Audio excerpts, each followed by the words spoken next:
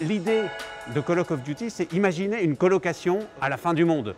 À une petite échelle, cette colocation un peu marrante, elle se heurte à toutes ces questions de développement et ça ressemble finalement à la planète Terre parce que c'est une colocation avec une plus grande échelle, mais les problématiques sont les mêmes. Alors, les 17 objectifs de développement durable, c'est un peu compliqué. Il y a beaucoup de cibles, beaucoup de messages et donc il faut trouver quelqu'un qui est capable de les traduire et de les faire comprendre finalement au plus grand nombre. Et en fin de compte, Call of Duty, c'est une manière justement à travers l'humour, la bande dessinée, d'évoquer tous ces sujets, mais avec un niveau, je dirais, sensible et vraiment marrant. Et de toute façon, on sait très bien que l'humour, c'est vraiment la porte d'entrée de la réflexion et du savoir.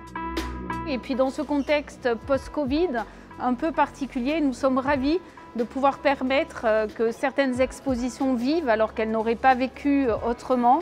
Et Jules, le dessinateur qui nous accompagne sur cet événement, dessine pour tous et pour des causes extrêmement engagées. Il y a 40 millions d'albums qui se vendent chaque année dans notre pays. Nous sommes le premier marché en Europe, le deuxième au monde.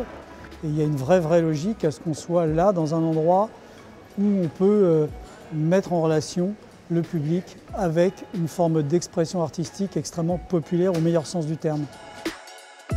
C'est assez marrant d'être dans une gare. J'ai été exposé au Louvre l'année dernière pendant 1 an. Et là, tout d'un coup, je suis dans le hall 3 de la gare de Lyon. Un lieu comme ça de gare, c'est assez marrant, c'est romanesque de toute façon les gares.